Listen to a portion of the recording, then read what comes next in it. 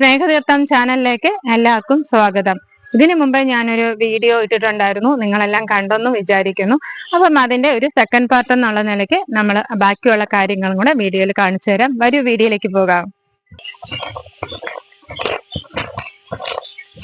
ഞാൻ ഓൾറെഡി ഇതിനു മുമ്പേ ഒരു വീഡിയോ ഞാൻ ചെയ്തിട്ടുണ്ടായിരുന്നു. ആന പ്ലാവ് വന്നിട്ട് കുലുക്കിയിട്ട് ചക്ക ഇട്ട ഒരു കാണിച്ചിട്ടുണ്ടായിരുന്നു. ഒരു പ്ലാവ് അങ്ങനെ ചരിഞ്ഞു നിൽക്കുമായിരുന്നു കേട്ടോ. ഈ പ്രാവശ്യം എന്തായാലും ചുവടോടുകൂടി തന്നെ ചക്ക ഇടാൻ വേണ്ടിയിട്ട് ആന വേണ്ടേ ആ പ്ലാവ് ചരിഞ്ഞു നിൽക്കുന്ന ആ പ്ലാവ്, നിങ്ങൾ അതൊക്കെ ഒന്ന് കണ്ടിട്ടില്ലെങ്കിൽ ഒന്ന് കാണണം കേട്ടോ. ആ ചരിഞ്ഞു നിൽക്കുന്ന ആ പ്ലാവിനെ കുറിച്ചൊരു വീഡിയോ ഞാൻ ചെയ്തിട്ടുണ്ട്. അപ്പം ആ ചരിഞ്ഞു നിൽക്കുന്ന പ്ലാവ് ഇപ്പോഴത്തെ ഇതില് ചുവടോടുകൂടി തന്നെ അത് പറിച്ച് വേണ്ടേ ഇട്ടിട്ടുണ്ട് കേട്ടോ. എന്ത് വലിയ വണ്ണമുള്ള പ്ലാവാന്ന് നോക്കിക്കേ. ആ പ്ലാവാണ് ആന വന്ന് മറിച്ചിട്ടേക്കുന്നത്. ഇനിയും ബാക്കിയുള്ള കാര്യങ്ങളിലേക്ക് ഒന്ന് കാണിക്കണ്ടേ, വരും.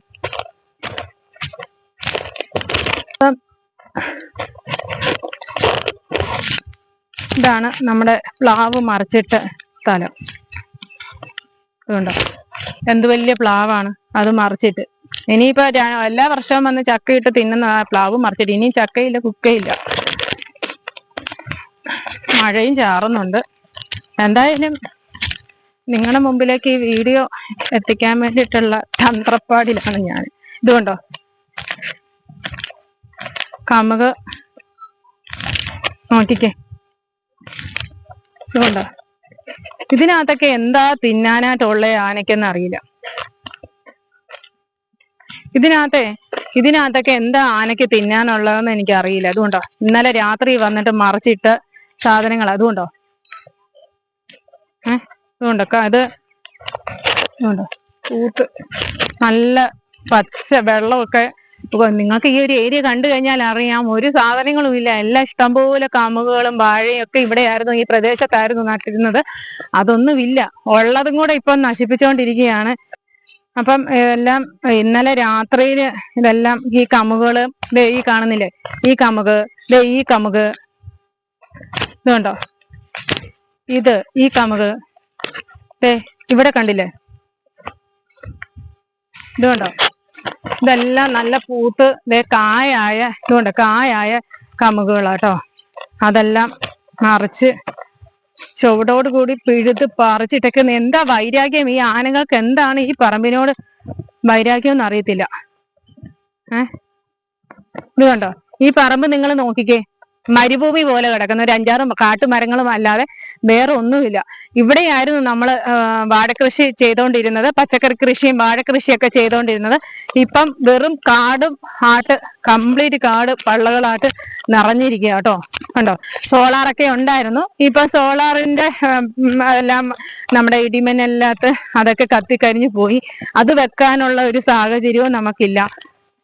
ഇങ്ങനെ ഒരു സിറ്റുവേഷനിലാണ് കെടുതി കെണി എന്നൊക്കെ പറഞ്ഞു കേട്ടിട്ടുണ്ടോ എന്ന് പറഞ്ഞ പോലെ കടം കൂടി ലോണുകൾ അടയ്ക്കാൻ പറ്റുന്നില്ല, പലിശയും കൂടി. അങ്ങനെയൊക്കെ ഒരു വല്ലാത്ത സിറ്റുവേഷൻ മുന്നോട്ട് എങ്ങനെ പോകും എന്ന് അറിയാൻ മേലാതെ പോകുന്ന ഒരു സാഹചര്യമാണ് ഇപ്പം മുന്നിലുള്ളത്.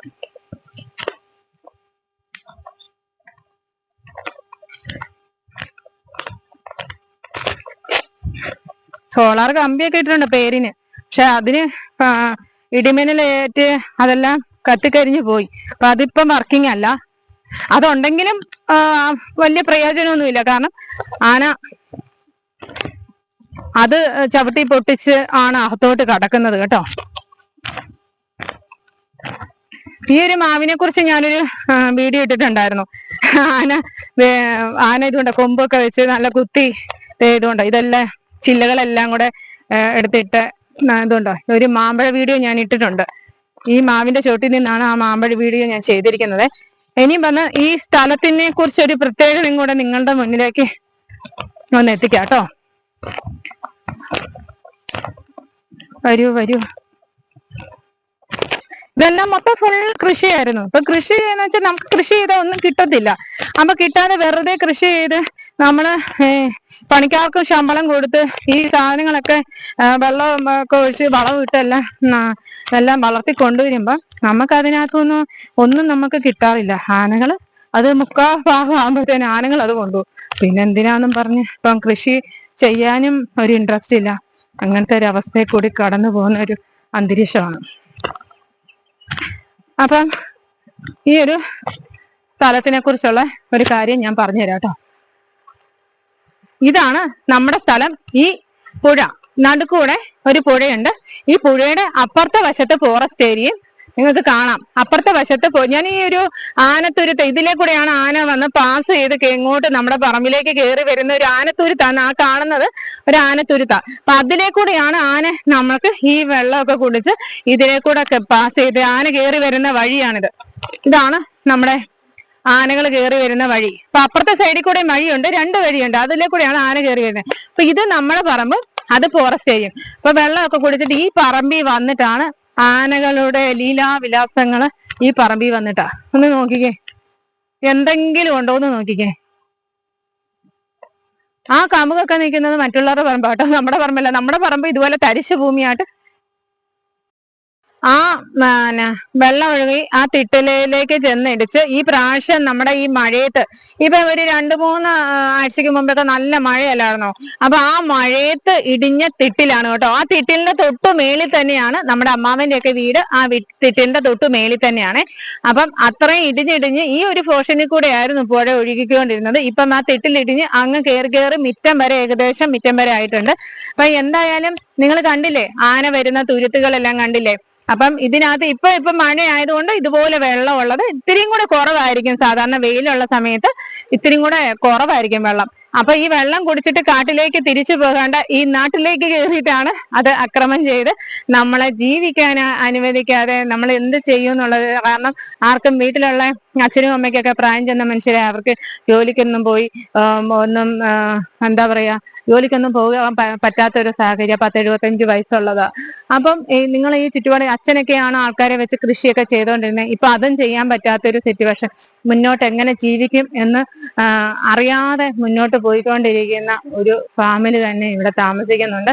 അപ്പം ഇത് അധികൃതർ ആരെയും കണ്ണിൽ പെടുകയാണെന്നുണ്ടെങ്കിൽ ഒന്ന് എത്രയും പെട്ടെന്ന് ഇതിനൊരു സൊല്യൂഷൻ നമുക്ക് കണ്ടെത്തി അതിനൊരു സഹായം ചെയ്തു തരണമെന്ന് അതിനോട് നമ്മൾ അഭ്യർത്ഥിക്കുന്നുണ്ട്. അപ്പം നമുക്ക് നേരത്തെ സോളാർ ഉണ്ടായിരുന്നു. നിങ്ങൾ സോളാർ ഞാൻ കാണിച്ചായിരുന്നല്ലോ. എല്ലാം ആന വന്നിട്ട് എല്ലാം ചവിട്ടി പൊട്ടിച്ച് ആനയെ കൊണ്ട് ചെയ്യാവുന്ന സഹായം ആന ചവിട്ടി പൊട്ടിച്ചു. പിന്നെ നമ്മുടെ ഇടിമിന്നലേറ്റ് ബാക്കിയുള്ള ഇതെല്ലാം കത്തിക്കരിഞ്ഞ്, ബോക്സുകളെല്ലാം കത്തിക്കരിഞ്ഞ് പോയി. ഇപ്പം നമുക്ക് സോളാർ ഇപ്പം വർക്കിംഗ് അല്ല. അപ്പൊ നമ്മുടെ സർക്കാരിൽ നിന്നിട്ട് ഒരുപാട് സാർമാര് വന്നിട്ട് ഇവിടെ സോളാർ നമുക്ക് വെച്ച് തരാമെന്നും പറഞ്ഞുകൊണ്ട് സാർമാര് വന്ന് നോക്കിയിട്ട് അവര് പോയിട്ടുണ്ട്. എത്രയും പെട്ടെന്ന് നമ്മുടെ ഇവിടെ ഒരു സോളാറിന്റെ സിസ്റ്റം നടപ്പിലാക്കി അതുപോലെ പഴയ നമ്മുടെ ജീവിത സാഹചര്യത്തിലേക്ക് ഞങ്ങളെ കൊണ്ടുപോകാനായിട്ട് നിങ്ങൾക്കേ കഴിയുള്ളൂ. അതുകൊണ്ട് എത്രയും പെട്ടെന്ന് സോളാറൊക്കെ ഒന്ന് സെറ്റ് ചെയ്ത് തരിക. ഇവിടെയുള്ള ആൾക്കാരെല്ലാരും ഈ പുഴയെന്ന് വേണ്ട ഇഷ്ടംപോലെ വെള്ളമുണ്ട്. ഇത് അടിച്ചാണ് കൃഷികളെല്ലാം നമ്മൾ ചെയ്തുകൊണ്ടിരിക്കുന്നത്. അതുപോലെ ഓരോ ലോണും കാര്യങ്ങളൊക്കെ എടുത്താൽ ഇതിൽ നിന്ന് കിട്ടുന്ന വരുമാനത്തിൽ നിന്ന് കൊണ്ട് കുറച്ചെടുത്തിട്ടാണ് ലോണുകളിലേക്കൊക്കെ നമ്മൾ അടച്ച് അത് തീർത്തുകൊണ്ടിരിക്കുന്നത്. ഇപ്പം ഇവിടെ ഈ ചുറ്റുപാടുമുള്ള ആൾക്കാർക്കൊന്നും നമുക്ക് ഇത് കൃഷി ചെയ്യാനോ അങ്ങനെയുള്ള അന്തരീക്ഷം ഇല്ല. കാരണം ആനയും പന്നികളുടെയൊക്കെ ഭയങ്കര ശല്യം കാരണം കൊണ്ട് ഒന്നും ചെയ്യാൻ കഴിയുന്നില്ല. അതുകൊണ്ട് എത്രയും പെട്ടെന്ന് നമ്മളെ വന്ന് ഈ ഒരു സോളാർ നിങ്ങളുടെ ഒന്ന് സെറ്റ് ചെയ്ത് തന്ന്, കാരണം എന്ന് വെച്ചാൽ ഈ ഒരു പഴയ പോലെയുള്ള രീതിയിൽ സോളാറൊക്കെ ഒന്ന് സർക്കാരിൽ നിന്ന് സെറ്റ് ചെയ്ത് തരാമെന്ന് പറഞ്ഞിട്ടുണ്ട്. അത് എത്രയും പെട്ടെന്ന് നമുക്ക് പുനഃസ്ഥാപിക്കുകയാണെന്നുണ്ടെങ്കിൽ നമ്മുടെ എല്ലാവരുടെയും ആ പഴയ ഒരു ജീവിതത്തിലേക്ക് നമ്മൾ കൃഷിയൊക്കെ ഒന്ന് സ്റ്റാർട്ട് ചെയ്ത് പഴയ ഒരു ജീവിതത്തിലേക്ക് പോകാൻ കഴിയും. നമുക്ക് മുടങ്ങിക്കിടക്കുന്ന ലോണും കാര്യങ്ങളൊക്കെ നമുക്ക് നടക്കാൻ സാധിക്കും.